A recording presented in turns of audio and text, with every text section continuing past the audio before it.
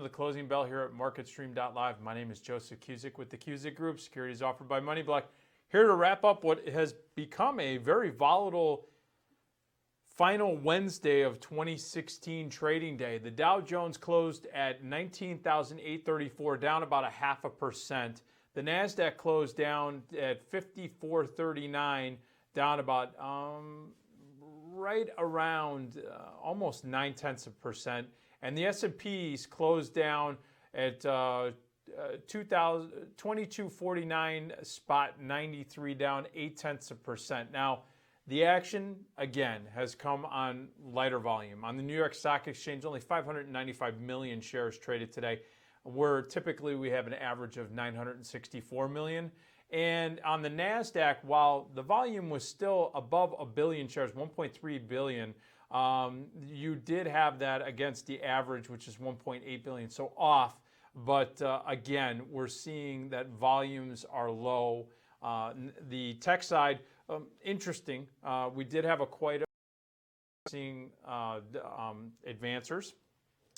You also, both on the New York Stock Exchange and on the NASDAQ, but you had new highs outpacing new lows. So we're not seeing a ton of profit taking or a larger sell-off where we're getting to levels where there would be some concern. As a matter of fact, just to put this in context, if you look at the Russell 2000, which also finished the day in the red, and that was the biggest laggard, down about 1.2% today.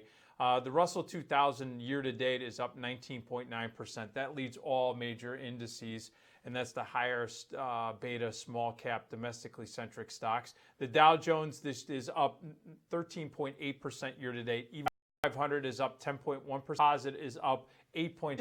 Just to give you some context, coming in the tail end of the year, people 1,000 haven't been met, but keep your heads about you. Now, let's take a look at where there was some relative strength today. Nat gas. UNG is the ETF that tracks nat gas, up 3.43%. The cold weather across the U.S. has pulled off as far as stockpiles are concerned. In nat gas, you've seen inventories are down. Draws have been consistent the last few reports.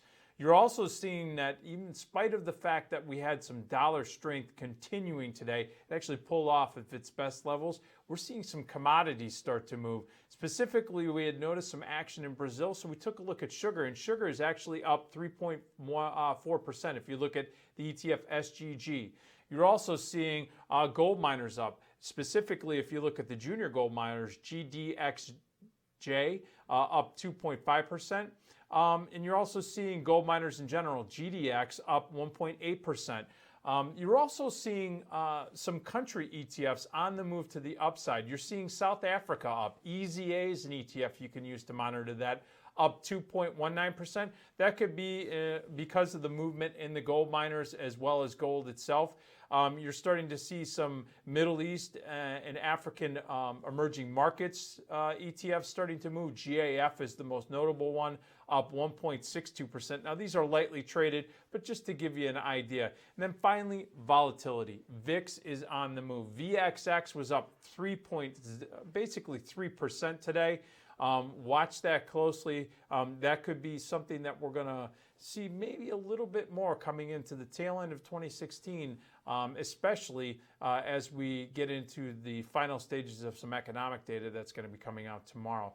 Where we did see relative weakness, well, just the overall general market, but we're also seeing it in oil services. OIH down 1.5%. You're also seeing some other sector ETFs like mortars have some poor guidance coming retail sales during the holiday season. China, specifically if you look at the Chinese currency, the yuan, down about 1%. CYB is an ETF that you can use to track the yuan, and that's the Chinese currency.